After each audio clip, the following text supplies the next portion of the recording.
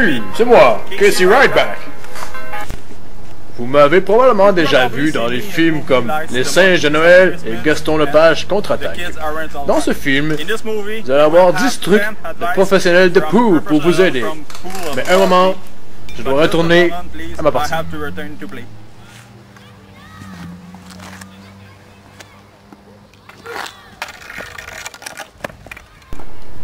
Bonjour, c'est moi, Marvin Clark. Quant à moi, je vous présenterai l'entrevue avec l'ancien champion, Christian Charbonneau. Hey, c'est comme moi, Casey Ryback. Je vais vous donner les 10 conseils des meilleurs poolers pour vous aider dans votre pool.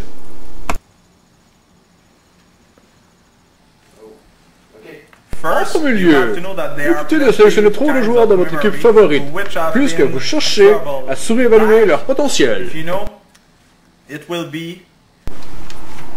Deuxièmement, ne tuez pas en match pré-saison, ils n'ont aucune signification.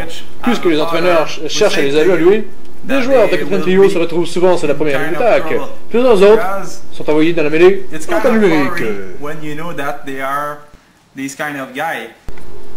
Troisièmement, considérez la liste des blessés, c'est un excellent aide-mémoire. En effet, le ratio points par match est un meilleur indicateur de performance que le nombre total de points. Pensez à Sidney Crosby. Quatrièmement, ne prêtez qu'une oreille discrète sur les camps d'entraînement.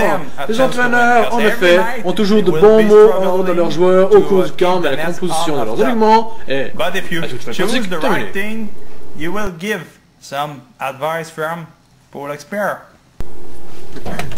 Cinquièmement, demeurez réaliste à propos des joueurs européens d'expérience qui font leur entrée dans la LNH. C'est un coup de dé, ça passe ou ça casse.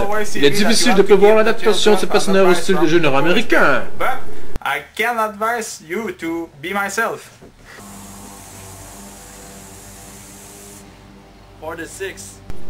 Ah, la nature! En 6e lieu, oubliez ces parfaits inconnus aux côtés d'une vedette sur un trio de pointe. En effet, ces joueurs peuvent à tout moment être remplacés par d'autres sur le trio. Le plus bel exemple étant Colby Armstrong. En 7e lieu, osez prendre des risques en fin de repêchage. Ils peuvent faire toute la différence. Dans les dernières rondes, il peut être plus judicieux d'écarter le marqueur de 30 points au profit d'une carte cachée. La LNH regorge de ces marqueurs de 30 points, mais les cartes cachées se font plutôt rares. À vous de les identifier.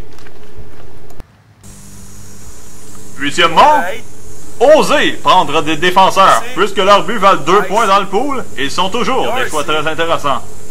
Les Chara, Lidstrom, Faneuf, Markov, Stride, pour ne nommer que ceux-là, sont tous des défenseurs ayant franchi la barre des 60 points dans le pool de l'an dernier.